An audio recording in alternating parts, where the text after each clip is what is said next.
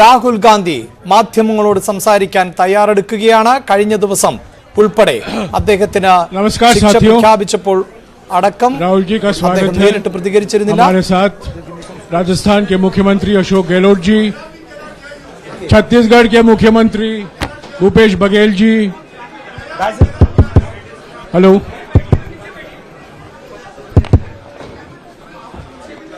Doctor अभिषेक सिंघवी और हमारे संगठन के महामंत्री केसी वेणुगोपाल जी मौजूद हैं। मैं राहुल जी से गुजारिश करूंगा वो पहले आपको संबोधित करेंगे, बाद में आपका सवाल जवाब देंगे। राहुल जी। नमस्कार। मैंने आप सब से काफी बार बोला है कि हिंदुस्तान में लोकतंत्र पर आक्रमण हो रहा है और इसका हमको हर रोज नए नए उदाहरण मिल रहे हैं। सवाल मैंने एक ही पूछा था,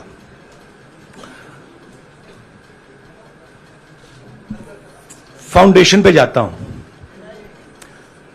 अदानी जी की शेल कंपनीज हैं, अदानी जी की शेल कंपनीज हैं, उसमें 20,000 करोड़ रुपया किसी ने इन्वेस्ट किया। अदानी जी का पैसा नहीं है, अदानी जी का इंफ्रास्ट्रक्चर बिजनेस है, पैसा किसी और का है। सवाल यह है, ये जो 20,000 करोड़ रुपए हैं ये किसके हैं? यह सवाल मैंने पूछा। मैंने पार्लियामेंट हाउस में प्रूफ देके, जो मीडिया रिपोर्ट से मैंने निकाला, अदानी जी और नरेंद्र मोदी जी के रिश्ते के बारे में डिटेल में बोला। रिश्ता नया नहीं है, रिश्ता पुराना है। जब नरेंद्र मोदी जी गुजरात के सीएम बने थे तब से रिश्ता है और उसके बहुत सारे पब्लिक प्रूफ्स हैं। हवाई जहाज में मैंने फोटो दिखाई, नरेंद्र मोदी जी बड़े कंफर्ट में बैठे हुए थे अपने दोस्त, अपने मित्र के साथ। पार्लियामेंट में मैंने दिखाई। यह सवाल मैंने पूछा। फिर मेरी स्पीच को एक्सपंज किया गया। मैंने स्पीकर को डिटेल चिट्ठी लिखी, पॉइंट बाय पॉइंट, कि मैंने कहा कि एयरपोर्ट्स अदानी जी को रूल बदल के दिए गए हैं। ये लीजिए रूल की कॉपी जिसको बदला गया है। चिट्ठी लिखी, कोई फर्क नहीं पड़ा। फिर मेरे बारे में मंत्रियों ने पार्लियामेंट में झूठ बोला कि मैंने विदेशी ताकतों से मदद मांगी। मैंने ऐसी कोई बात नहीं की है। मैंने कहा स्पीकर से, मैंने जाके कहा, स्पीकर सर, पार्लियामेंट का नियम है कि अगर किसी मेंबर पर कोई एक्यूजेशन लगाता है तो उस मेंबर को जवाब देने का हक होता है। मैंने एक चिट्ठी लिखी, उस चिट्ठी का जवाब नहीं आया। दूसरी चिट्ठी लिखी, उस चिट्ठी का जवाब नहीं आया। फिर मैं स्पीकर के चेंबर में गया। मैंने स्पीकर सर से कहा, स्पीकर सर, यह कानून है, यह रूल है, इन्होंने झूठा आरोप लगाया है, मुझे आप बोलने क्यों नहीं दे रहे हैं? स्पीकर सर मुस्कुराते हैं, कहते मैं नहीं कर सकता। और फिर उसके बाद आपने सबने देखा क्या हुआ। सवाल पूछना मैं बंद नहीं करूंगा। नरेंद्र मोदी जी का अदानी के साथ क्या रिश्ता है और 20,000 करोड़ रुपए किसके हैं, मैं पूछता जाऊंगा। मुझे कोई डर नहीं लगता इन लोगों से। और अगर ये सोचें कि मुझे डिस्क्वालीफाई करके, धमका के, जेल में डाल के मुझे बंद कर सकते, नहीं, मेरी वो हिस्ट्री नहीं है। मैं हिंदुस्तान के लोकतंत्र के लिए लड़ रहा हूं और मैं हिंदुस्तान के लोकतंत्र के लिए लड़ता रहूंगा। किसी चीज से नहीं डरता हूं। ये सच्चाई है। अब आप सवाल पूछिए। एक एक करके प्लीज। हाँ मोहित, I'll say it in English also. Sorry. I'll say it in English also. The question begins few weeks back in Parliament, where I asked the Prime Minister a very specific set of questions. Question number 1, 20,000 crore rupees or $3 billion are in shell companies owned by Mr. Adani. Mr. Adani could not have generated this money. He's an infrastructure business. Where did this money come from? Whose money is it? That was the first question. Whose shell companies are there? These companies are working in the defense field. Why does nobody know whose money this is? There is a Chinese national involved in this. Why is nobody asking the question, who is this Chinese national? That was the first question. Second question was, set of questions with proof were, what is the Prime Minister's relationship with Mr. Adani? I showed a picture of the Prime Minister and Mr. Adani's plane relaxing. I gave documentation about the defense industry, about the airports, about statements made in Sri Lanka, about statements made in Bangladesh, pictures of Mr. Narendra Modi sitting with the State Bank chairman in Australia. And I put this proof on the table. Immediately after that, the BJP started its work. My speech was expunged. I wrote a letter to the Speaker with a detailed explanation on the defense industry, on the airports, with press clippings, supporting documents, legal documents, and said, this is the supporting foundation of my speech. I have not made this speech, I have not invented this. This is detailed research, here it is. Nothing happened. Nothing was revoked. My speech today is not part of the record of Parliament. The same, by the way, was done with Mr. Kharge. After that, BJP ministers lied about me in Parliament. They made the statement to distract from the Adani issue. The whole game, disqualification, and all these statements are to distract from the central question, whose money is it? 20,000 crores, whose is it? Kiska hai ye? That's the main question. The whole thing is to distract. So, they said that I've asked foreign forces to help India.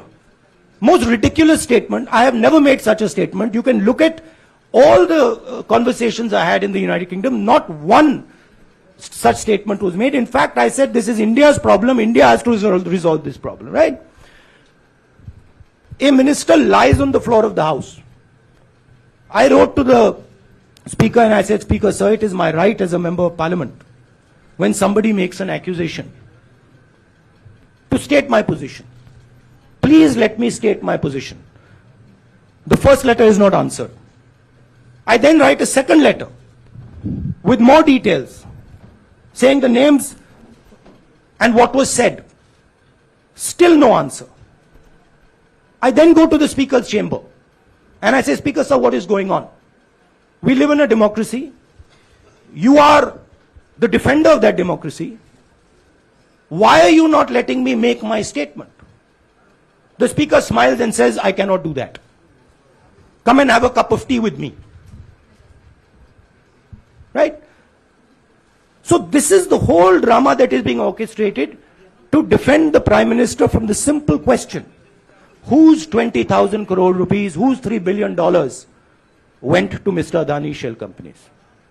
हाँ जी मोहित, एक minute सबको मौका मिलेगा। राहुल जी, मोहित दुबे हूं मैं। मेरा सवाल ये है कि आप शहीदों। By the way, sorry, I just need to finish that.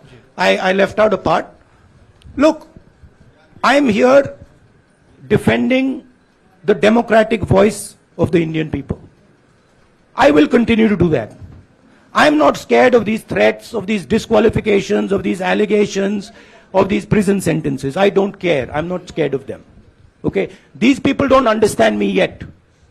I am not scared of them. They are used to everybody being scared of them. I am not scared of them. Right? And I will continue to ask the question, what is the Prime Minister's relationship with Mr. Adani? It is an old relationship. It is a relationship that began when he was Chief Minister of Gujarat. Mr. Adani constructed the idea of Resurgent Gujarat, organized all that. This is a partnership. It's a close partnership. I'm going to keep asking that question. Rahul ji, मैं मोहित दुबे हूं। मेरा सवाल यह है कि आप शहीदों के परिवार से आते हैं। आपकी दादी भी डिस्क्वालीफाई हुई, जनता के बीच गई, आप सत्ता में वापस आए। आज के दौर में राहुल गांधी भी डिस्क्वालीफाई हो गए हैं क्योंकि तमाम आपने इश्यूज को उठाया, चीन के इश्यूज को उठाया। क्या राहुल गांधी भी जनता के बीच में जाएंगे और वही वापसी फिर से करेंगे? राहुल गांधी भारत जोड़ो यात्रा में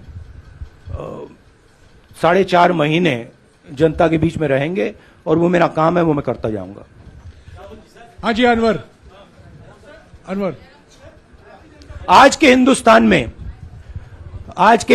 में जो पहले राजनीतिक पार्टियों को सपोर्ट मिलती थी, मीडिया से मिलती थी, बाकी इंस्टीट्यूशन से मिलती थी, वो नहीं मिलती है। तो ऑपोजिशन की पार्टीज को एक ही रास्ता है, जनता के बीच में जाने का। हाँ जी, अनवर सर, भारतीय जनता पार्टी ने आप पर ओबीसी समुदाय के अपमान का आरोप लगाया है। इस पर आप क्या जवाब देना चाहेंगे भारतीय जनता पार्टी को? मैं पिछले भारत जोड़ो यात्रा में, आप मेरी कोई भी स्पीच देख लीजिए, मैं वहां कह रहा हूं सब समाज एक हैं, सबको एक साथ चलना चाहिए, भाईचारा होना चाहिए, नफरत नहीं होनी चाहिए, हिंसा नहीं होनी चाहिए। तो मेरी पोजीशन बिल्कुल क्लियर है। ये ओबीसी का मामला नहीं है, ये नरेंद्र मोदी जी और अदानी जी के रिश्ते का मामला है। 20,000 करोड़ रुपए जो अदानी जी को पता नहीं कहां से मिले, उसके बारे में मैं सवाल पूछ रहा हूं और उसका जवाब चाहिए।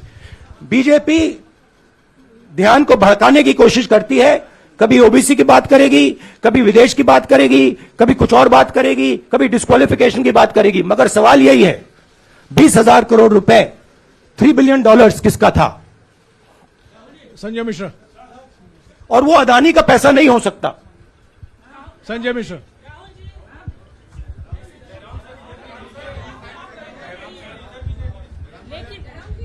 आपने कहा आप डरते नहीं हैं, लेकिन स्टेट के टारगेट पे हैं और स्टेट आपके खिलाफ है, पूरी स्टेट, पूरी मशीनरी आपके खिलाफ है। ऐसे में आपके सामने चैलेंजेस बहुत बड़ा है, तो रास्ता क्या है, रणनीति क्या है? देखिए भैया, चाहे स्टेट हो चाहे कुछ भी हो, मैं सच्चाई को देखता हूं। मुझे और किसी चीज में इंटरेस्ट नहीं है, मैं सच्चाई बोलता हूं। राजनीति में यह फैशनेबल बात नहीं है, मगर यह बात मेरे खून में है।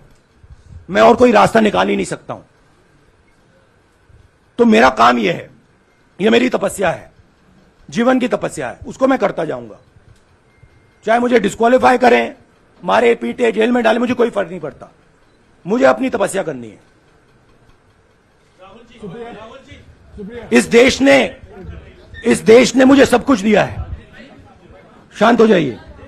इस देश ने मुझे सब कुछ दिया है, प्यार दिया है, इज्जत दी है, इसलिए मैं ये करता हूं।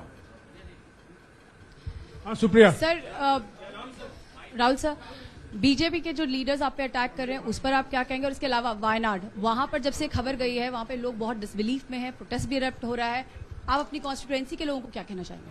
नहीं, मैंने सोचा है कि मैं अपनी, देखिए, मैंने कॉन्स्टिट्यूएंसी में भी बोला कि वायनाड के लोगों के साथ मेरा पारिवारिक रिश्ता है, फैमिली प्यार का रिश्ता है। तो मैंने सोचा कि मैं वायनाड के लोगों के लिए अपनी एक चिट्ठी लिखूं उनके लिए कि मेरे दिल में उनके लिए क्या है। तो वो तो मैं रिजॉल्व कर दूंगा।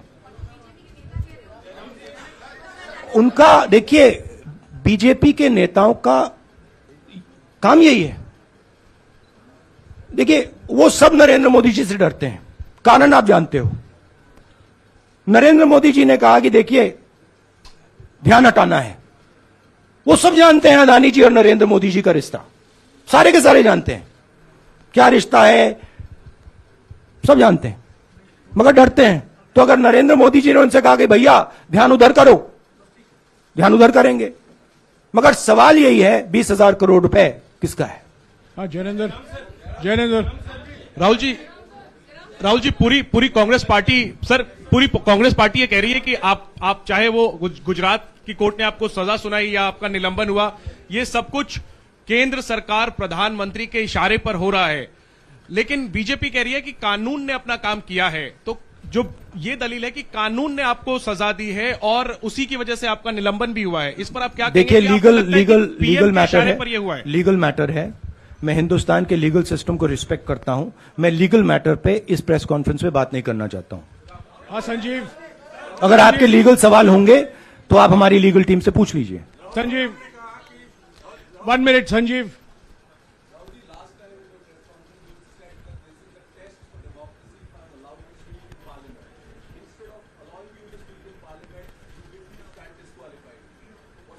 No, look, please understand why I have been disqualified. I've been disqualified because the Prime Minister is scared of my next speech. He's scared of the next speech that is going to come on Adani, right? I've seen it in his eyes. So he's terrified of the next speech that is going to come, and they don't want that speech to be in Parliament. That's the issue. That is why, first the distraction, now the disqualification. Please don't be confused about this matter. There is a deep relationship between Narendra Modi ji and Mr. Adani. There is a question. 20,000 crore rupees have suddenly arrived in Mr. Adani's shell companies. Where has this money come from? Whose money is it? It is, some of these companies are defense companies. Why is the defense ministry not asking this question? Why is the defense ministry not asking the question? But please explain to us, whose money is this that is being spent on our drone development, that is being spent on our missile development, that is being spent on our ordnance production? Why is the defense ministry not asking this question? Manjari please, एक minute मंजरी। सदस्यता की रद्द हुई तो उसके बाद बहुत सारे ऐसे विपक्षी दल जो अभी तक कांग्रेस से दूरी बना के चलते थे वो भी आपके समर्थन में आए। तो आपको क्या लगता है अब वो समय आ गया है जब सारे विपक्ष को एकजुट हो जाना चाहिए? मैं उन सब विपक्षी दलों का धन्यवाद करता हूं कि उन्होंने इस बात में हमारी सपोर्ट की और हम सब मिलके काम करेंगे। रंजीता, जिस बयान को लेकर आपको ये सजा सुनाई गई है, क्या आपको लगता है, आपको अफसोस है उस बयान को लेकर? क्या कहेंगे उस बयान पर? अब देखिए, अब ये लीगल डिस्कशन है, उस पे मैं टिप्पणी नहीं करना चाहता हूं क्योंकि ये कोर्ट में मामला है। मगर मैं जो भी सवाल उठाता हूं वो सोच समझ के उठाता हूं। हाँ जी, नीरज। राहुल जी, अभी कुछ ही दिन पहले लक्षद्वीप के सांसद मोहम्मद फैजल की सदस्यता गई थी और बाद में हाईकोर्ट ने स्टे कर दिया था। अभी उनकी मेंबरशिप रीइंस्टेट नहीं हुई है। देखिए, सुन लीजिए। हाँ। राहुल जी सुन लीजिए, अभी उनकी सदस्यता रीइंस्टेट नहीं है, लेकिन चुनाव आयोग ने चुनाव की घोषणा करने के बाद उसे रोक दिया था। अगर ऊपरी अदालत से आपको स्टे मिलता है तो आपको उम्मीद है कि लोकसभा स्पीकर भी आपकी सदस्यता को बहाल कर देंगे? मुझे उम्मीद में कोई इंटरेस्ट ही नहीं है। चाहे मुझे सदस्यता मिले ना मिले, मैं अपना काम करूंगा। अगर ये मुझे परमानेंटली डिस्क्वालीफाई कर दें तो भी मैं अपना काम करूंगा। अगर मुझे रीइंस्टेट कर दें तो भी मैं अपना काम करूंगा। मुझे कोई फर्क नहीं पड़ता मैं पार्लियामेंट के अंदर हूं या बाहर हूं, कहां हूं। मैंने आपसे कहा मुझे अपनी तपस्या करनी है, मैं उसको करके दिखाऊंगा। आपके लिए नहीं, अपने लिए। रवि, एक मिनट रमन। हाँ। एक मिनट रमन।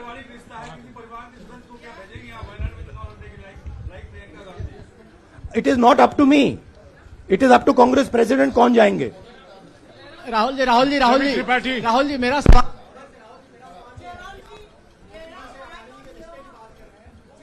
आपके यहाँ बैठे हैं। हाँ। दोनों मुख्यमंत्रियों का भी अडानी जी से रिश्ता है, उनके साथ लेन देन का मामला, उसका कहा जाए धंधे का मामला है। लेकिन क्या धंधे ये का मामला नहीं, क्या बात कर रहे हैं ये धंधा रोकेंगे ये लोग? जिनके पास जो भी स्टेट का उनके साथ नाता है, जो भी बिजनेस चल रहा है, वो बिजनेस रोका जाएगा क्या? देखिए, सिंपल सी बात है, आप डिस्ट्रैक्ट करने की कोशिश मत कीजिए। 20,000 करोड़ रुपए अदानी जी की शेल कंपनीज में कहां से आए? आप इंक्वायरी कीजिए। अगर बात निकली कि हमारे चीफ मिनिस्टर का पैसा है तो इनको जेल में डाल दीजिए। अगर बात निकली तो किसी और का पैसा है तो उसको जेल में डालिए। Siddharth sir, Rahul sir, please madam, 1 minute. Madam आप लोकतंत्र को समझिए। ये जो पैनिक रिएक्शन इन्होंने किया है नरेंद्र मोदी जी ने, इससे सबसे ज्यादा फायदा मिलेगा विपक्ष को। ये इन्होंने हमें हथियार पकड़ा दिया है। ये आप बात समझिए। ये मोदी जी पैनिक में आ गए कि बात निकल जाएगी, ये 20,000 करोड़ रुपए किसके हैं, डर गए, घबरा गए, इन्होंने पूरा सीक्वेंस शुरू कर दिया। ये विपक्ष को सबसे बड़ा इन्होंने हथियार दिया है राहुल जी, क्योंकि जनता के माइंड में अब एक सवाल आ गया है कि जनता जानती है कि अदानी जी भ्रष्ट व्यक्ति है। अब जनता के माइंड में यह सवाल उठा है कि इस भ्रष्ट व्यक्ति को हिंदुस्तान का प्रधानमंत्री क्यों बचा रहा है। यह मतलब अब सब कुछ बीजेपी के लोग, नरेंद्र मोदी जी सब कुछ इस व्यक्ति को बचाने के लिए क्यों कर रहे हैं। दूसरा सवाल, बीजेपी के लोगों ने कहा कि अदानी पर आक्रमण देश पर आक्रमण है। मतलब इनके माइंड में देश अदानी है और अदानी देश है। बात समझिए राहुल जी, मेरा सवाल आपसे ये है कि जब आप ये फैसला सामने आया, आपको मैक्सिमम पनिशमेंट जो है इसमें जो हो सकती है वो आपके लिए मुकर्रर की गई। इस बीच कई लोगों ने यह भी कहा, आपके पार्टी के भी एक सांसद ने कहा कि कम से कम जज को यह देखना चाहिए था कि सामने जो शख्स है वो एक गांधी परिवार से आता है। इस पर आप क्या कहेंगे? और आपको लगता है मैक्सिमम पनिशमेंट जो है आपके केस में, मैक्सिमम पनिशमेंट आपके लिए मुकर्रर की गई, क्या आपको इसके पीछे क्या कहना है आपका? वही मैंने कहा, अगर डिस्ट्रैक्शन करना है, मैक्सिमम पनिशमेंट की तो जरूरत है। मिनिमम पनिशमेंट से बात थोड़ी बनेगी। मैं तो सोच रहा था भैया 5 साल होते, 7 साल होते, 10 साल होते, वो भी मिल जाता। मुझे क्या फर्क पड़ रहा है यार। Rajdeep,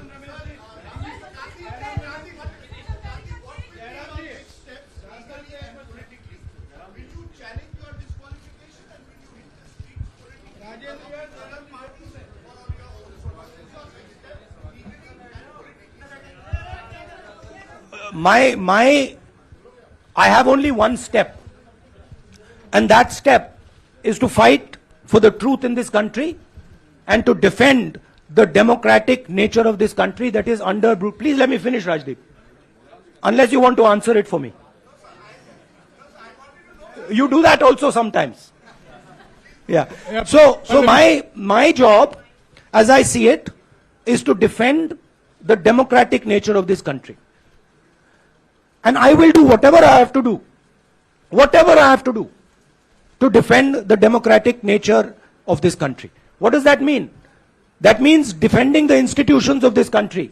That means defending the voice of the poor people of this country. That means telling the people of this country the truth about people like Mr. Adani, who are basically exploiting the relationship they have with the Prime Minister. Yeah, Pallavi, please 1 second. Let's go. Look, see, these are legal matters. It makes me no difference.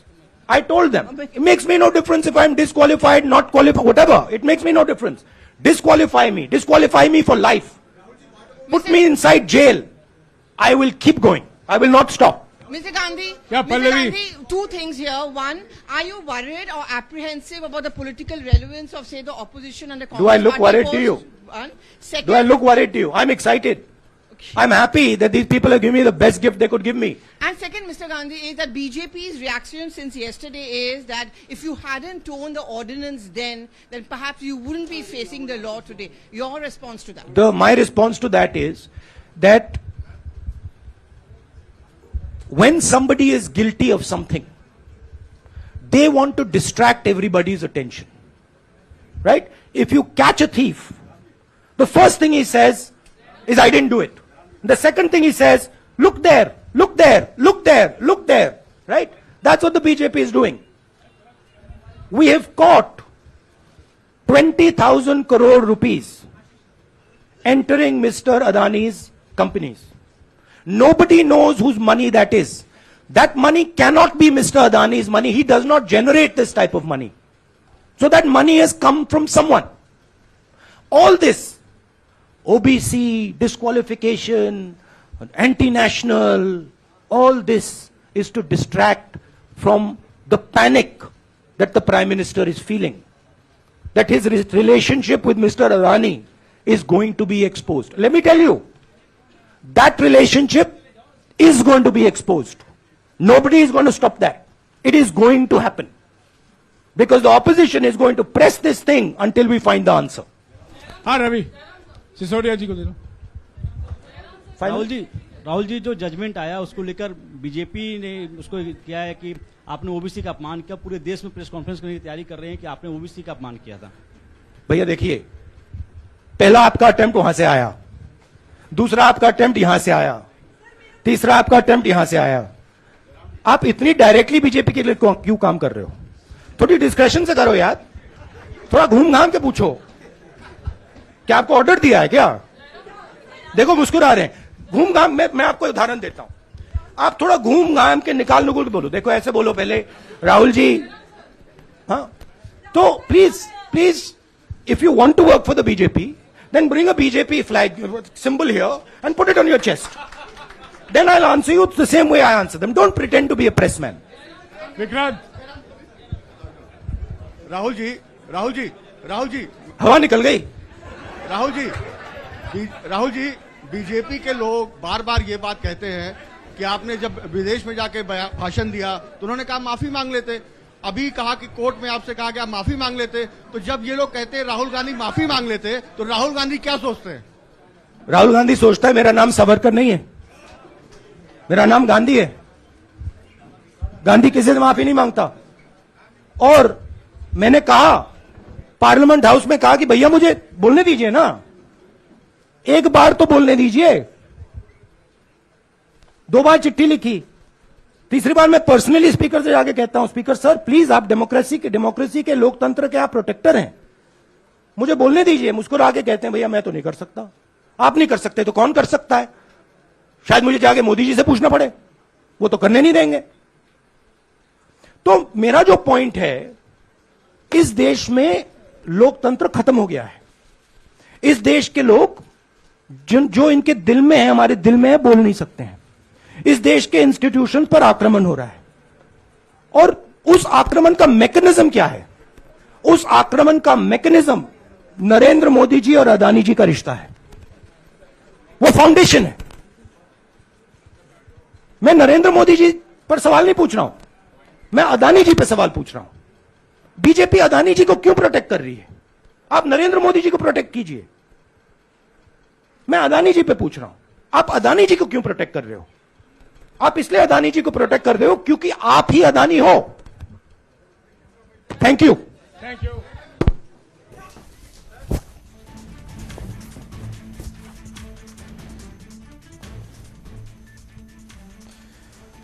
Rahul ഗാന്ധിയാണ് ഏകദേശം അരമണിക്കൂറോളം നീണ്ട വാർത്താ സമ്മേളനത്തിൽ സംസാരിച്ചത്. അതിരൂക്ഷമായ വിമർശനമാണ് അദ്ദേഹം കേന്ദ്ര സർക്കാരിനും നരേന്ദ്രമോദിക്കും നേരെ ഉന്നയിക്കുന്നത്. പ്രത്യേകിച്ച് അദാനിയുടെ കമ്പനിയിലെ 20,000 കോടി രൂപയുടെ നിക്ഷേപം ആരുടേത് എന്ന് എന്തുകൊണ്ട് വ്യക്തമാക്കുന്നില്ല? ആ ചോദ്യം താൻ ചോദിച്ചുകൊണ്ടേ ഇരിക്കും. ആരാണ് നിക്ഷേപം നടത്തിയിട്ടുള്ള ചൈനീസ് പൗരൻ എന്നതുൾപ്പെടെയുള്ള ചോദ്യങ്ങളാണ് സഭയിൽ താൻ ആവർത്തിച്ചുകൊണ്ടിരുന്നത്. അതിന് ഉത്തരം നൽകുന്നില്ല. കേന്ദ്രമന്ത്രിമാർ നുണ മാത്രമാണ് പറയുന്നത്. തന്റെ ചോദ്യങ്ങൾക്ക് എന്തുകൊണ്ട് മറുപടിയില്ല എന്നും, ഇക്കാര്യം സഭയിൽ പല ആവർത്തിച്ചിട്ടും എന്തുകൊണ്ട് കേന്ദ്ര സർക്കാർ മറുപടി നൽകുന്നില്ല എന്ന ചോദ്യവും അദ്ദേഹം ആവർത്തിക്കുന്നു.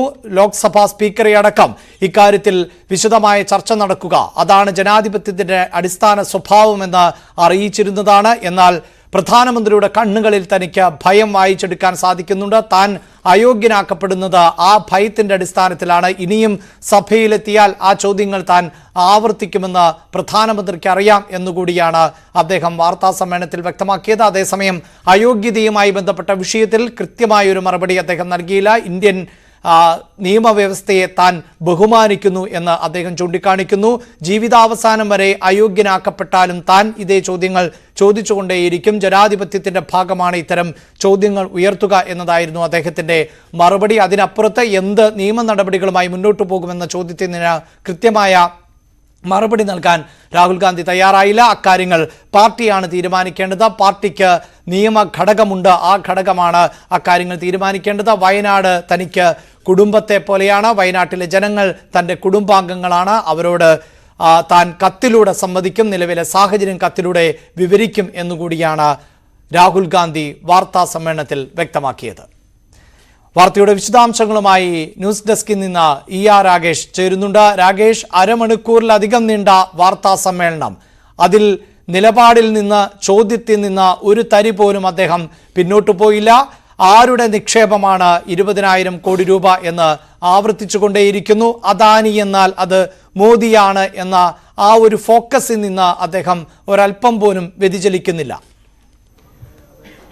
അഭിലാഷ്, അയോഗ്യനായ ശേഷം നടത്തിയ ആദ്യ വാർത്താ സമ്മേളനത്തിൽ പ്രധാനമന്ത്രി നരേന്ദ്രമോദിക്കെതിരായ വിമർശനം കടുപ്പിക്കുകയാണ് രാഹുൽ ഗാന്ധി. AICC ആസ്ഥാനത്ത് 1 മണിക്ക് ആരംഭിച്ച വാർത്താ സമ്മേളനം ഏതാണ്ട് 28 മിനിറ്റ് നീണ്ടുന്ന വാർത്താ സമ്മേളനത്തിൽ മോദി അദാനി ബന്ധത്തെക്കുറിച്ചാണ് രാഹുൽ ഗാന്ധി പ്രധാനമായും പരാമർശിച്ചത്. അതായത് നേരത്തെ ഉന്നയിച്ചിരുന്ന ആരോപണങ്ങൾ, ആ ആരോപണങ്ങൾക്ക് കുറച്ചുകൂടി മൂർച്ച കൂട്ടുകയാണ് രാഹുൽ ഗാന്ധി.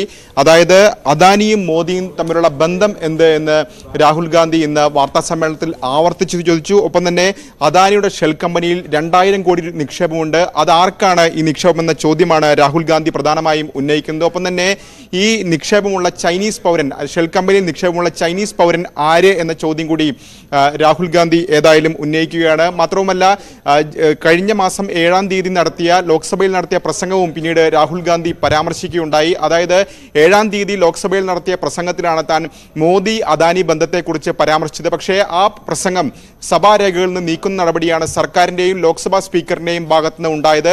പിന്നീട് ലോക്സഭാ സ്പീക്കർക്ക് ഈ വിഷയത്തിൽ കത്തെഴുതിയിട്ടും ലോക്സഭാ സ്പീക്കറുടെ ഭാഗത്തുനിന്ന് അനുകൂല നിലപാടുണ്ടായില്ല എന്നാണ് രാഹുൽ ഗാന്ധി പറഞ്ഞത്.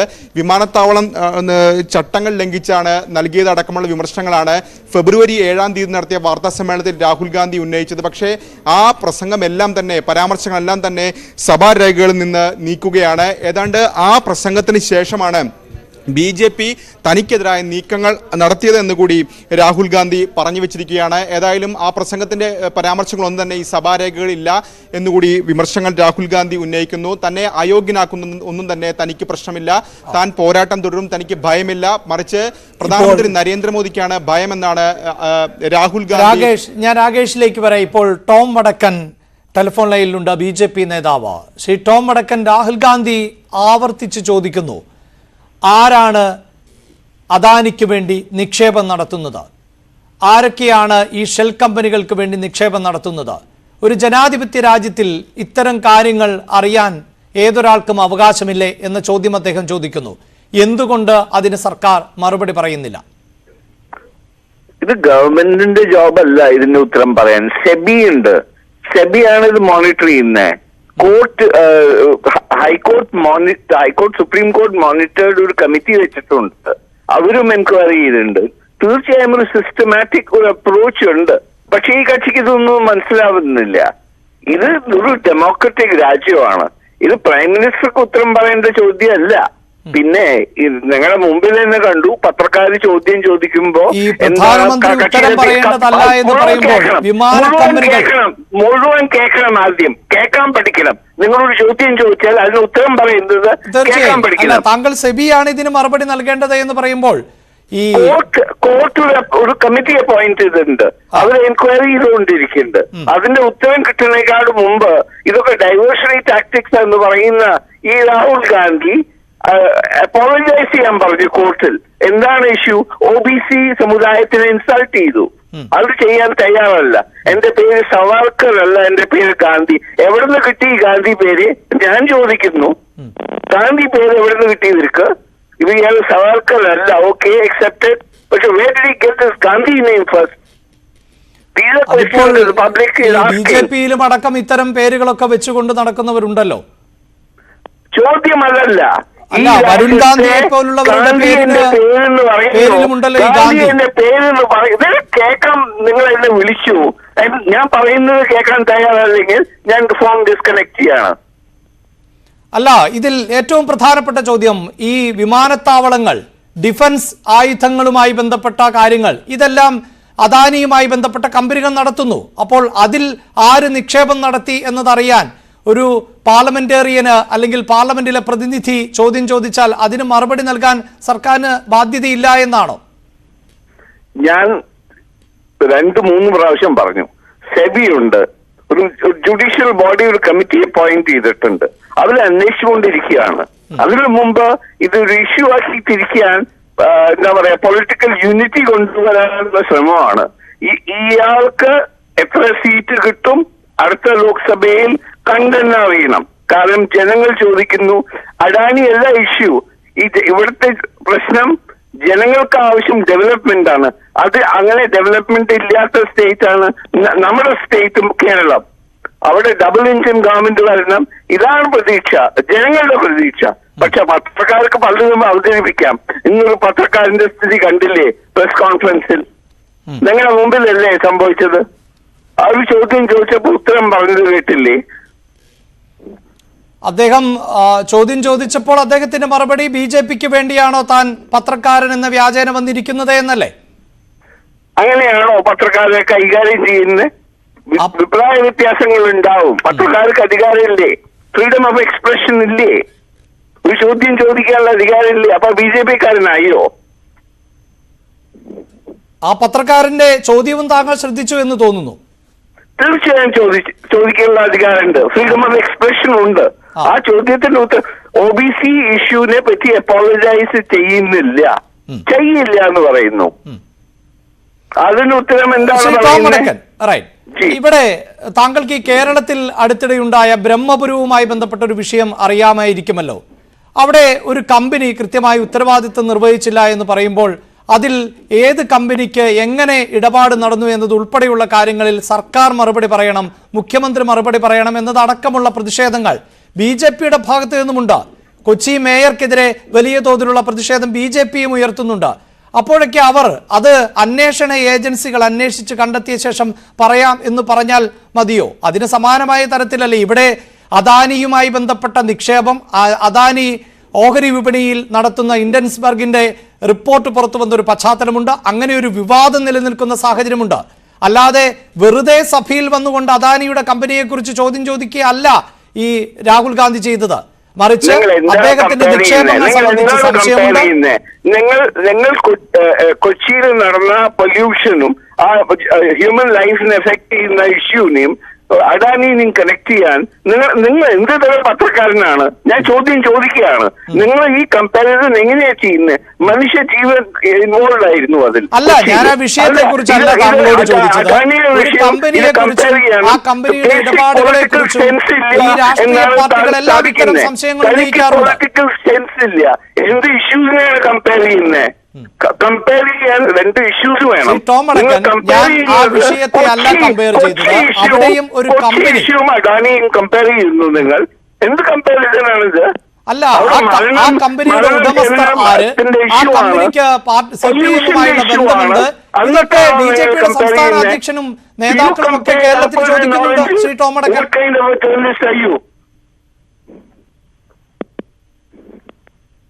ശ്രീ ടോമടക്കൻ, താങ്കൾ ടെലിഫോൺ ലൈനിൽ ഉണ്ടായെങ്കിൽ? ടെലിഫോൺ ലൈനിലുണ്ട്.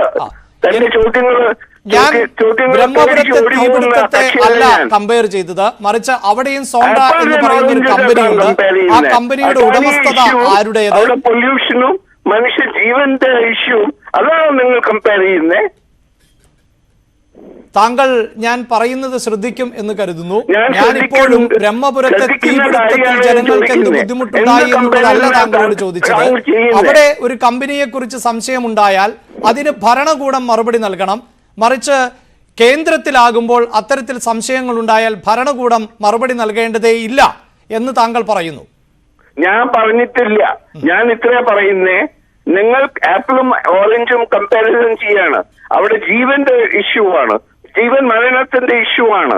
ആ ഇഷ്യൂനെയും അഡാനി ഇഷ്യൂനെയും കമ്പയർ ചെയ്യുന്നു. അഡാനിക്ക് എവിടെ നിന്ന് പൈസ കിട്ടി? അത് എൻക്വയറി കമ്മിറ്റി ചെയ്യുന്നുണ്ട്. അവർ ഉത്തരം വരട്ടെ. അത് സുപ്രീം കോർട്ട് മോണിറ്റേർഡ് ആണ്. അതിനുള്ള സമയമില്ല നിങ്ങളുടെ കയ്യില്, അല്ലേ? അതുവരെ രാഹുൽ ഗാന്ധിയും കാത്തിരിക്കണമെന്നാണോ? തീർച്ചയായും. ഇതൊരു ഇവിടുത്തെ ഡെമോക്രാറ്റിക് ഇൻസ്റ്റിറ്റ്യൂഷൻസ് സമയം പിടിക്കും. ചോദ്യങ്ങൾ വരട്ടെ, അത് എൻക്വയറി നടന്നു. അദ്ദേഹം പറഞ്ഞത് പ്രധാനമന്ത്രിയുടെ കണ്ണുകളിൽ ഭയമുണ്ട്, അത് തനിക്ക് വായിച്ചെടുക്കാൻ പറ്റുന്നുണ്ട്. സഭയിലുണ്ട് എങ്കിൽ ഇതേ ചോദ്യം ചോദിച്ചുകൊണ്ടേ ഇരിക്കും എന്നുള്ളതാണ്. അതാണോ ഈ മിഷണറി സംവിധാനങ്ങൾ പ്രത്യേകിച്ച് രാഹുൽ ഗാന്ധിക്കുള്ളത്? പ്രൈം മിനിസ്റ്റർ കണ്ണിൽ നോക്കി അവിടെ ഭയമുണ്ടെന്ന് കണ്ടുപിടിക്കാനുള്ള വലിയ കഴിവുണ്ടല്ലോ രാഹുൽ ഗാന്ധിക്ക്. ആ മജിസ്ട്രേറ്റ് ഇത് ഈ വേർഡിക്സ് കൊടുക്കുന്നതിനേക്കാട് മുമ്പ് അയാൾക്കും ഭയമുണ്ടായിരുന്നു എന്ന് പറഞ്ഞാൽ, അങ്ങനെ ഈ രാജ്യത്തെ ജുഡീഷ്യറിയോ ഈ രാജ്യത്തെ ഇൻസ്റ്റിറ്റ്യൂഷൻസ് ഭയപ്പെടുന്ന പാർട്ടികളല്ല. മനസ്സിലാക്കട്ടെ. ഈ മേൽക്കോടതിയിൽ പോയാൽ ഈ വിധി സ്റ്റേ ചെയ്യും എന്ന് BJP പ്രതീക്ഷിക്കുന്നുണ്ടോ? അത് ഞാനല്ല, BJP അല്ല തീരുമാനിക്കേണ്ടത്. അത് ജുഡീഷ്യൽ ബോഡീസ് ഉണ്ട്, അവർ ഇൻഡിപെൻഡന്റ് ആണ്. തീർച്ചയായും അവർ തീരുമാനിക്കട്ടെ എന്താണ് ജുഡീഷ്യൽ പോയിന്റ് ഓഫ് വ്യൂ. അവരാണല്ലോ തീരുമാനിക്കുന്നത്, അല്ലാതെ BJP അല്ല തീരുമാനിക്കുന്നത്. ഒപ്പം രാഹുൽ ഗാന്ധി പറഞ്ഞത് താൻ ജീവിതകാലം മുഴുവൻ അയോഗ്യനാക്കപ്പെട്ടാലും ഈ ചോദ്യം ചോദിച്ചുകൊണ്ടേയിരിക്കും, വേണ്ടി വന്നാൽ ജയിലിലും പോകാം, ഇവിടുത്തെ നിയമവ്യവസ്ഥയെ താൻ ബഹുമാനിക്കുന്നു എന്നാണ്. അപ്പോൾ ഈ സഭയ്ക്കകത്തുള്ള രാഹുലിനെയും സഭയ്ക്ക് പുറത്തുള്ള രാഹുലിനെയും എങ്ങനെയാണ് BJP നോക്കിക്കാണുന്നത്? അയാൾ പറയുന്ന തോന്നിവാസങ്ങൾ ഹൗസിലായാലും പുറത്തായാലും ജനങ്ങൾ കണ്ണു തുറന്ന് കണ്ടുകൊണ്ടിരിക്കുന്നുണ്ട്. ജനങ്ങളാണ് ഇത് പീപ്പിൾസ് കോർട്ടിലാണ് വിഷയം, അല്ലാതെ ഒരു പ്രസ് കോൺഫറൻസ് ഹാളിലല്ല, അല്ലാതെ News 18 ചാനലിലല്ല. ജനങ്ങളാണ് കാണുന്നത്. ഞാൻ താങ്കളിലേക്ക് വരാം. ഇപ്പോൾ കൊടിക്കുന്നിൽ സുരേഷ് MP ടെലിഫോൺ ലൈനിലുണ്ട്. ശ്രീ കൊടിക്കുന്നിൽ സുരേഷ്, ടോം വടക്കനെ പോലെയുള്ള BJP നേതാക്കൾ പറയുന്നത് ഈ വിഷയത്തെക്കുറിച്ച് രാഹുൽ ഗാന്ധിക്ക് കൃത്യമായി ധാരണയില്ല എന്നുള്ളതാണ്. ഈ വിഷയം മറുപടി നൽകേണ്ടത് സെബിയാണ്. സുപ്രീം കോടതി തന്നെ ഒരു പാനൽ രൂപീകരിക്കുകയും ആ പാനൽ ഇതുമായി ബന്ധപ്പെട്ട വിഷയങ്ങൾ പഠിച്ചുകൊണ്ടിരിക്കുന്ന സമയത്ത് പാർലമെന്റിൽ ഇത്തരത്തിലൊരു മറുപടി നൽകുക സാധ്യമല്ല സർക്കാരിന് എന്നാണ് അദ്ദേഹം ഇപ്പോൾ ടെലിഫോൺ ലൈനിലില്ല. വളരെ നന്ദി ശ്രീ ടോം വടക്കൻ ഞങ്ങളോട് പ്രതികരിച്ചതിന്. രാകേഷ്, ഇവിടെ ഇന്ന് മാധ്യമപ്രവർത്തകർ ആവർത്തിച്ച് ചോദിച്ചിരുന്നു അയോഗ്യതയുമായി ബന്ധപ്പെട്ട്. അതിനൊന്നും മറുപടി കൃത്യമായി നൽകാൻ രാഹുൽ ഗാന്ധി തയ്യാറായില്ല. നിയമപരമായ കാര്യങ്ങൾ പാർട്ടിയുടെ നിയമസെൽ, ലീഗൽ സെൽ ആണ് തീരുമാനിക്കേണ്ടത്, പാർട്ടിയാണ് തീരുമാനിക്കേണ്ടത്. താൻ അയോഗ്യതയെ ഭയക്കുന്നില്ല. പാർലമെന്റിൽ ഉണ്ട് എങ്കിലും ഇല്ല എങ്കിലും സത്യത്തിനു വേണ്ടിയും ജനാധിപത്യത്തിനു വേണ്ടിയും ചോദ്യങ്ങൾ ചോദിച്ചുകൊണ്ടേ ഇരിക്കും എന്നാണ് അദ്ദേഹം മറുപടി നൽകിയത്. NK പ്രേമചന്ദ്രൻ MP ടെലിഫോൺ ലൈനിലുണ്ട്. ശ്രീ NK പ്രേമചന്ദ്രൻ, ദീർഘകാലം പാർലമെന്റിൽ ഉള്ള ഒരു അനുഭവ സമ്പത്ത് താങ്കൾക്കുണ്ട്.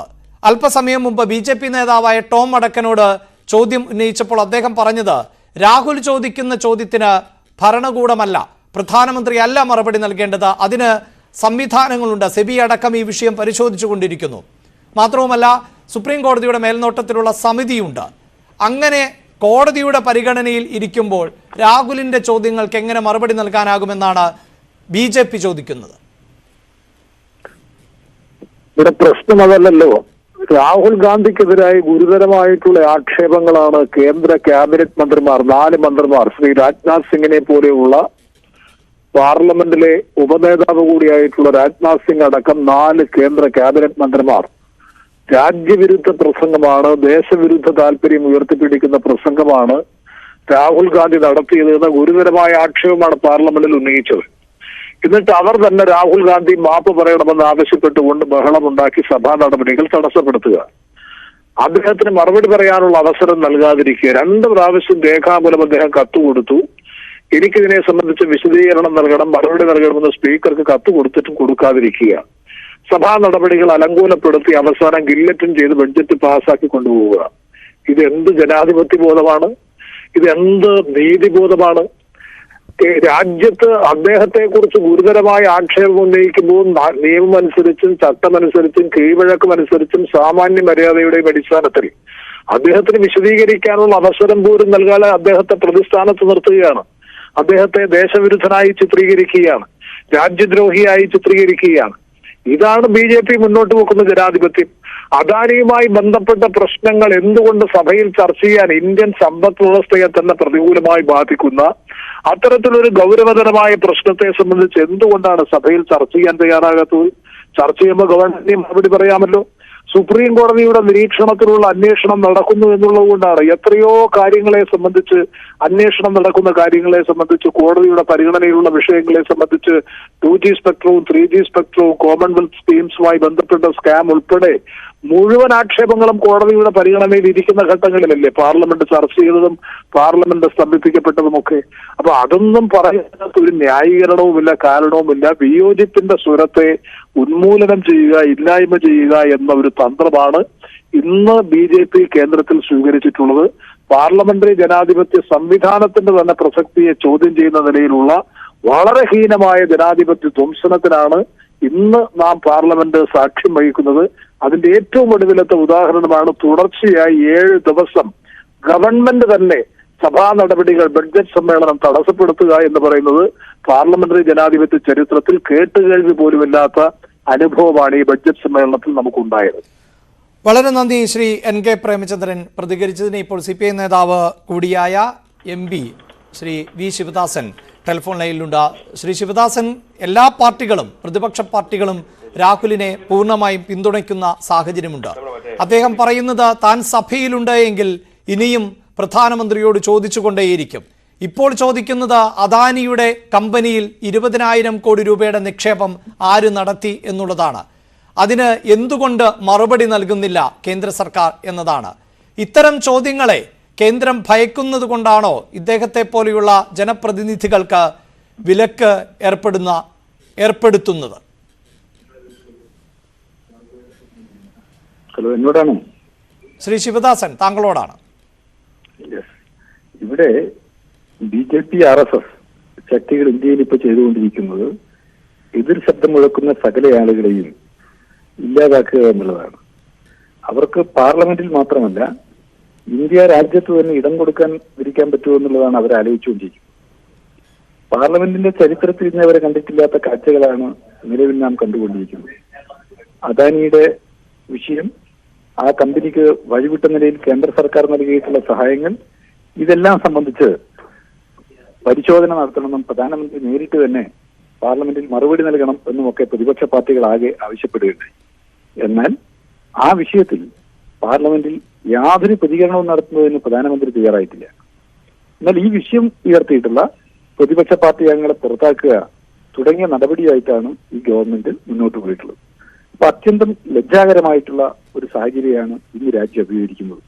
ഡൽഹിയിൽ 135 ആളുകൾക്കെതിരായിട്ട് നരേന്ദ്രമോദിക്കെതിരെ പോസ്റ്റർ ഒട്ടിച്ചു എന്നുള്ളതിന്റെ പേരിൽ കേസ് രജിസ്റ്റർ ചെയ്തു. രാജ്യത്ത് ഇതിനു മുമ്പ് കേട്ടിട്ടില്ലാത്ത സംഭവങ്ങളാണ്. ഭോപ്പാലിൽ സമീപ ദിവസങ്ങളിൽ ഉണ്ടായിട്ടുള്ള വിഷയങ്ങൾ. രാജ്യത്തിന്റെ വിവിധ ഭാഗങ്ങളിൽ കള്ളക്കേസുകൾ ചുമത്തുന്നു. പ്രതിപക്ഷ പാർട്ടികളുടെ നേതാക്കന്മാരെ ജയിലിലടക്കുന്നു. ഒരു സംസ്ഥാനത്തിന്റെ മുഖ്യമന്ത്രി, ഡൽഹി സംസ്ഥാനത്തിന്റെ ധനകാര്യമന്ത്രി ഇപ്പോ ജയിലിൽ കിടക്കുകയാണ്. ഇങ്ങനെ പ്രതിപക്ഷ പാർട്ടികളെ ഒന്നടങ്കം വേട്ടയാടുന്ന, അതിന്റെ നേതാക്കന്മാരെ ജയിലിലടക്കുന്നതിന് വേണ്ടി ശ്രമിക്കുന്ന ഒരു ഭരണ നേതൃത്വമാണ് നിലവിലുള്ളത്. RSS BJP ശക്തികൾ അവർക്ക് വഴങ്ങാത്ത സകല ആളുകളെയും ജയിലിലടക്കുന്നതിന് വേണ്ടിയാണ് ശ്രമിക്കുന്നത്. രാഹുൽ ഗാന്ധിയോട് എടുത്തിട്ടുള്ള നിലപാടും ഇതിൽ നിന്ന് വ്യത്യസ്തമല്ല. അദ്ദേഹത്തെ അയോഗ്യനാക്കുന്നതിന് വേണ്ടി കാണിച്ചിട്ടുള്ള തിടുക്കം, വേഗത, അതൊക്കെ ആളുകൾക്കൊക്കെ മനസ്സിലാകുന്ന കാര്യമാണ്. ലക്ഷദ്വീപിൽ നിന്നുള്ള MP മുഹമ്മദ് ഫൈസലിനെ അയോഗ്യനാക്കിയ രീതിയും ഇപ്പോഴും അദ്ദേഹത്തെ പാർലമെന്റിൽ പ്രവേശിപ്പിക്കാതിരിക്കുന്നതും നാം കാണുന്ന കാഴ്ചയാണ്.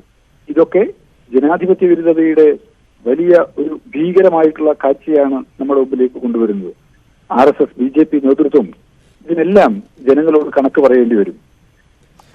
അധികാരത്തിന്റെ മുകളിൽ തട്ടഹസിക്കുന്ന ഏകാധിപതികളായിട്ടുള്ള ഒരു ചക്രവർത്തിയും ഏറെക്കാലം ലോകത്ത് വാണിട്ടില്ല. അവരെല്ലാം അവരുടെ ഈ അട്ടഹാസങ്ങൾ മുഴക്കുന്നത് അവരുടെ പരാജയത്തിന്റെ നാളുകൾ അടുക്കാറാവുമ്പോഴാണ് എന്നുള്ളതാണ് ചരിത്രത്തിൽ നാം കണ്ടിട്ടുള്ള കാഴ്ച. അതുകൊണ്ട് മോദിയുടെ RSSന്റെ പതനത്തിന്റെ നാളുകളാണ് ഇന്ത്യയിൽ വരാനിരിക്കുന്നത് എന്നുള്ളതാണ് ഇതെല്ലാം തെളിയിക്കുന്നത്. ഒപ്പം ഈ രാഹുലിന്റെ വിഷയത്തിൽ തന്നെ വളരെ പെട്ടെന്നായിരുന്നല്ലോ ഈ ഇടപെടലുകൾ ഉണ്ടായത്. ലോക്സഭാ സെക്രട്ടേറിയറ്റിൽ നിന്നുള്ള ഉത്തരവ് മണിക്കൂറുകൾക്കകം തന്നെ പുറത്തു വരുന്നു. ഇപ്പോൾ തെരഞ്ഞെടുപ്പ് കമ്മീഷന്റെ ഇൻപുട്ടുകൾ അനുസരിച്ച് വയനാട്ടിൽ ഉപതെരഞ്ഞെടുപ്പ് നടത്തുവാൻ ഒരു തടസ്സവുമില്ല എന്നുള്ളതാണ്. വരും ദിവസങ്ങളിൽ കർണാടകത്തിലെ തെരഞ്ഞെടുപ്പ് തീയതി പ്രഖ്യാപിച്ചേക്കാം. അതിനോടൊപ്പം ഈ ഉപതെരഞ്ഞെടുപ്പ് തീയതിയും പ്രഖ്യാപിക്കുമെന്നുകൂടി താങ്കൾ കരുതുന്നുണ്ടോ? ഒരാൾക്കെതിരായി കള്ളക്കേസ് രജിസ്റ്റർ ചെയ്യുക, കോടതിയിലേക്ക് കേസ് എത്തിക്കുക, എല്ലാം പ്ലാൻ, വളരെ കൃത്യമായ പ്ലാൻ തയ്യാറാക്കുക, എന്നിട്ട് മെമ്പർമാരെ അയോഗ്യരാക്കുക. എത്ര മെമ്പർമാർ ചെയ്യുമെന്നുള്ളതൊക്കെ നമുക്ക് കണ്ടറിയാം. അങ്ങനെ അയോഗ്യരാക്കുക, തെരഞ്ഞെടുപ്പ് കമ്മീഷനെ ഉപയോഗപ്പെടുത്തിക്കൊണ്ട് ഉടൻ തെരഞ്ഞെടുപ്പിനുള്ള സാഹചര്യം ഒരുക്കുക. ഇതൊക്കെ രാജ്യത്തെ ജനങ്ങൾക്കൊക്കെ മനസ്സിലാവുന്ന കാര്യങ്ങളാണ്. തെരഞ്ഞെടുപ്പ് രാഹുലിന്റെ പാർട്ടിയോട് കടുത്ത വിയോജിപ്പുള്ള ആളുകളാണ് ഞങ്ങൾ. പക്ഷേ ജനാധിപത്യ ധ്വംസനത്തിൻ്റെതായിട്ടുള്ള വിഷയം വരുമ്പോൾ കോൺഗ്രസിന്റെ ആളുകൾ രാഹുൽ ഗാന്ധിയെ വിട്ട് ഓടിപ്പോയാലും ജനാധിപത്യത്തിന്റെ വിഷയം, ജനാധിപത്യം സംരക്ഷിക്കാനുള്ള പോരാട്ടത്തിൽ ഇന്ത്യയിലെ എല്ലാ പാർട്ടികളോടും കൈകോർക്കാൻ, പ്രതിപക്ഷ പാർട്ടികളുടെ ഐക്യം രൂപപ്പെടുത്താൻ അതിനൊക്കെ CPIM മുൻകൈയെടുക്കും എന്നുള്ളത് അവിതർക്കിതമായിട്ടുള്ള കാര്യമാണ്. അതുകൊണ്ട് ജനാധിപത്യം സംരക്ഷിക്കാനുള്ള പോരാട്ടത്തിൽ ജനങ്ങളെ ആകെ അണിനിരത്തിക്കൊണ്ട് RSSനെതിരായിട്ടുള്ള പടയൊരുക്കം ജനാധിപത്യ വിശ്വാസികളാകെ നടത്തണമെന്നുള്ളതാണ് ഞങ്ങളുടെ എതിർപ്പ്. റൈറ്റ്, വളരെ നന്ദി ശ്രീ ശിവദാസൻ. രാകേഷ് വീണ്ടും നാഷണൽ ഡെസ്കിൽ നിന്ന് ചേരുമ്പോൾ, രാകേഷ്, ഈ വയനാടുമായി ബന്ധപ്പെട്ട് അദ്ദേഹം ചില പരാമർശങ്ങൾ കൂടി നടത്തുന്നുണ്ട്. സ്വാഭാവികമായും വലിയ പ്രതിഷേധമാണ് വയനാട്ടിൽ അടക്കം നടക്കുന്നത്. രാഹുൽ ഗാന്ധി MP അല്ലാതാകുമ്പോൾ, അയോഗ്യനാക്കപ്പെടുമ്പോൾ അവിടെ വയനാട് മണ്ഡലം ആണ് ഒഴിഞ്ഞുകിടക്കുന്ന ഒരു സാഹചര്യം ഉണ്ടാകുന്നത്. എന്തായിരുന്നു അദ്ദേഹം ആ മണ്ഡലത്തിലെ ജനങ്ങളോട് എന്ന നിലയിൽ പറഞ്ഞു വെച്ചത്? അഭിലാഷ്, വയനാടുമായി ബന്ധപ്പെട്ട് രാഹുൽ ഗാന്ധി പറഞ്ഞ പ്രധാനപ്പെട്ട കാര്യം വയനാട്ടിലെ ജനങ്ങൾ തൻ്റെ കുടുംബമാണ് എന്നാണ് രാഹുൽ ഗാന്ധി വ്യക്തമാക്കിയത്. പക്ഷേ ഈ കേസുമായി ബന്ധപ്പെട്ട കൂടുതൽ കാര്യങ്ങൾ വിശദീകരിക്കാൻ അദ്ദേഹം തയ്യാറായതുമില്ല. ഏതായാലും വയനാട്ടിലെ ജനങ്ങളെ അവരുടെ ഹൃദയത്തോട് ചേർത്ത് രാഹുൽ ഗാന്ധി തൻ്റെ ഹൃദയത്തോട് ചേർത്ത് നിർത്തുന്നുവെന്ന് രാഹുൽ ഗാന്ധി വ്യക്തമാക്കിയിട്ടുണ്ട്. ഒപ്പം തന്നെ അവരുടെ വയനാട്ടിലെ ജനങ്ങൾ തൻ്റെ കുടുംബമാണ് എന്ന് കൂടി രാഹുൽ ഗാന്ധി പറഞ്ഞിരിക്കുന്നു. പക്ഷേ ഈ വാർത്താ സമ്മേളനത്തിൽ ഒരു കാര്യം വ്യക്തമാണ്, അതായത് അയോഗ്യതയിലേക്ക് നയിച്ചത് മോദിക്കെതിരായ അദാനിയുമായി ബന്ധപ്പെട്ട തൻ്റെ വിമർശനങ്ങളാണെന്ന് പറഞ്ഞു വെക്കുകയായിരുന്നു രാഹുൽ ഗാന്ധി. ഈ വാർത്താ സമ്മേളനത്തിലൂടെ ശ്രദ്ധിച്ചാൽ വ്യക്തമാകും. അതായത് തൻ്റെ അയോഗ്യതയിലേക്ക് എന്താണ് നയിച്ചതെന്ന് കൂടി ഈ മോദി അദാനി ബന്ധം സൂചിപ്പിച്ചുകൊണ്ട് അതാണ് രാഹുൽ ഗാന്ധി പറഞ്ഞു വെച്ചത്. കാരണം കേസിനുമായി ബന്ധപ്പെട്ട നിയമപരമായ കാര്യങ്ങൾ പാർട്ടി നോക്കുമെന്ന് രാഹുൽ ഗാന്ധി പറയുമ്പോൾ പോലും രാഹുൽ ഗാന്ധി ഉന്നയിച്ച കാര്യം, അതായത് ഫെബ്രുവരി 7-ാം തീയതി അടക്കം താൻ ലോക്സഭയിൽ ചില പരാമർശങ്ങൾ നടത്തി. ആ പരാമർശങ്ങൾക്ക് പിന്നാലെയാണ് തനിക്കെതിരെ BJP നീങ്ങിയത് എന്നാണ് രാഹുൽ പറഞ്ഞു വെക്കുന്നത്. അതായത് തൻ്റെ പ്രസംഗം ആദ്യം ലോക്സഭാ രേഖകളിൽ നിന്ന് നീക്കി, സ്പീക്കർക്കടക്കം പരാതി നൽകി, കത്ത് നൽകി. പക്ഷേ നടപടി ഉണ്ടായില്ല. അങ്ങനെ BJP തനിക്കെതിരായ നീക്കങ്ങൾക്ക് വേഗത കൂട്ടി. ഏതായാലും അതിൽ നിന്നും താൻ ഭയപ്പെടില്ല, ഇന്ത്യയിലെ ജനങ്ങളുടെ ജനാധിപത്യ അവകാശങ്ങൾ സംരക്ഷിക്കും എന്നുകൂടി രാഹുൽ ഗാന്ധി പറഞ്ഞു വെക്കുന്നു. ഒപ്പം തന്നെ പ്രധാനമന്ത്രിക്ക് നരേന്ദ്രമോദിക്ക് ഭയമാണ് എന്നുകൂടി രാഹുൽ ഗാന്ധി പറഞ്ഞിട്ടുണ്ട്. ഏതായാലും ഇനി രാഷ്ട്രീയമായ പോരാട്ടം നടത്തുമ്പോൾ തന്നെ ഇനി കോൺഗ്രസിന് മുമ്പിൽ നിയമവശങ്ങൾ കൂടി, അല്ലെങ്കിൽ നിയമപരമായ കാര്യങ്ങൾ കൂടി മുന്നോട്ട് പോകേണ്ടതുണ്ട്. അത് ഉടൻ തന്നെ ഉണ്ടാകുമെന്ന് തന്നെയാണ് കോൺഗ്രസ് നേതാക്കൾ പറയുന്നത്. അഭിലാഷ്, അതായത് രാകേഷ്, ഈ നിയമപരമായ ഈ വിഷയത്തിന്റെ വശം, അതിനപ്പുറത്ത് ഇതിന്റെ രാഷ്ട്രീയം എന്ത് എന്ന് തന്നെ പറയാൻ അല്ലേ ഇന്ന് രാഹുൽ ശ്രമിച്ചത്? ചോദ്യങ്ങൾ ഈ മേൽക്കോടതിയെ സമീപിക്കുമോ, ഹർജി നൽകുമോ എന്നതടക്കമുള്ള ചോദ്യങ്ങളിൽ നിന്നെല്ലാം അദ്ദേഹം വിട്ടുനിൽക്കുകയായിരുന്നു. എപ്പോഴാണോ അദാനിക്കെതിരായ ചോദ്യം ശക്തമായത്, അപ്പോൾ മുതൽ വളരെ കൃത്യമായി പ്ലാൻഡായി താൻ വേട്ടയാടപ്പെടുന്നു, അല്ലെങ്കിൽ തന്നെ ഫോക്കസ് ചെയ്യുന്നു എന്ന് അദ്ദേഹം പറഞ്ഞു വെക്കുകയല്ലേ ചെയ്തത്? അങ്ങനെ തന്നെയാണ് അഭിലാഷ്. കാരണം ഒരുപക്ഷെ ഈ അയോഗ്യതയുമായി ബന്ധപ്പെട്ട് അല്ലെങ്കിൽ നിയമപരമായ നടപടികളെക്കുറിച്ച് രാഹുൽ ഗാന്ധി വിശദീകരിക്കുമെന്ന് പ്രതീക്ഷിച്ചിരുന്നെങ്കിൽ പോലും അത്തരമൊരു കൂടുതൽ പ്രതികരണങ്ങൾ രാഹുൽ ഗാന്ധിയിൽ നിന്നുണ്ടായില്ല. പകരം ഇതുവരെ ഏതൊക്കെ വിഷയത്തിൽ വിമർശനം നടത്തിയിരുന്നോ ആ വിമർശനങ്ങൾക്ക് രാഹുൽ ഗാന്ധി ഒരുപടി മൂർച്ച കൂട്ടുകയും ചെയ്തു. അതായത് മോദിക്കും അദാനിക്കുമെതിരായ വിമർശനങ്ങൾ അത് കുറച്ചുകൂടി മൂർച്ച കൂട്ടി രാഹുൽ ഗാന്ധി അവതരിപ്പിക്കുകയാണെന്ന് വാർത്താ സമ്മേളനത്തിൽ ചെയ്തത്. അതായത് മോദിയും അദാനിയും തമ്മിലുള്ള ബന്ധം എന്തെന്ന് രാഹുൽ ഗാന്ധി വീണ്ടും ആവർത്തിച്ച് ചോദിക്കുന്നു. ഒപ്പം തന്നെ നിക്ഷേപം ആരുടെ പേരിൽ നിന്ന് തുടങ്ങിയ ഗുരുതരമായ വിമർശനങ്ങളും രാഹുൽ ഗാന്ധി നടത്തുന്നു. ഇങ്ങനെ ഈ വിമർശനങ്ങളെല്ലാം ചെന്നെത്തുന്നത് ഇത്തരത്തിലുള്ള വിമർശനങ്ങൾ BJPക്ക് വലിയ അസഹിഷ്ണുത ഉണ്ടാക്കുന്നു എന്നാണ് രാഹുൽ ഗാന്ധി പറഞ്ഞു വെക്കുന്നത്. അങ്ങനെ താൻ വിമർശനം കടുപ്പിച്ചതോടുകൂടിയാണ് തനിക്കെതിരായ നീക്കങ്ങൾ പോലും BJP വേഗത കൂട്ടിയെന്നാണ് രാഹുൽ ഗാന്ധി പറഞ്ഞു വെക്കുന്നത്. അതായത് അയോഗ്യതയിലേക്ക് നയിച്ച കാരണങ്ങളിൽ പ്രധാനപ്പെട്ട കാരണമായി രാഹുൽ ഗാന്ധി പറഞ്ഞു വെക്കുന്നത് മോദിക്കും അദാനിക്കുമെതിരായ വിമർശനം അത് താൻ ഉന്നയിക്കുന്നത് തന്നെയാണ് എന്നാണ്. കാരണം ചോദ്യങ്ങൾക്ക് പ്രധാനമന്ത്രിക്ക് മറുപടിയില്ല. അങ്ങനെ തന്റെ ചോദ്യങ്ങളെ പ്രധാനമന്ത്രി ഭയപ്പെടുന്നു എന്ന് തന്നെയാണ് ഈ വാർത്താ സമ്മേളനത്തിലുടനീളം രാഹുൽ ഗാന്ധി പറഞ്ഞു വെച്ചത്. വാർത്താ സമ്മേളനത്തിന്റെ ആദ്യ ഭാഗത്തും അതിനുശേഷം മാധ്യമങ്ങളുടെ ചോദ്യത്തിനുമെല്ലാം രാഹുൽ ഗാന്ധി ഇക്കാര്യം തന്നെയാണ് വിശദീകരിച്ചത്. അഭിലാഷ്, അയോഗ്യനാക്കപ്പെട്ടുവെങ്കിലും തന്റെ ആരോപണങ്ങളുടെ മൂർച്ച ഒരൽപ്പം പോലും കുറഞ്ഞിട്ടില്ല എന്നതായിരുന്നു ഇന്നത്തെ വാർത്താ സമ്മേളനത്തിൽ നിന്ന് രാഹുൽ ഗാന്ധിയുടെ ശരീരഭാഷയിൽ നിന്ന് വായിച്ചെടുക്കാൻ സാധിക്കുന്നത്. സഭയ്ക്കകത്തുള്ള രാഹുൽ ആണോ സഭയ്ക്ക് പുറത്തുള്ള രാഹുലാണോ കൂടുതൽ ശക്തൻ എന്ന് വരും ദിവസങ്ങളിലും അറിയാം. വാർത്തയിൽ ഇന്ന് പൂർണ്ണമാകുന്നു. നമസ്കാരം.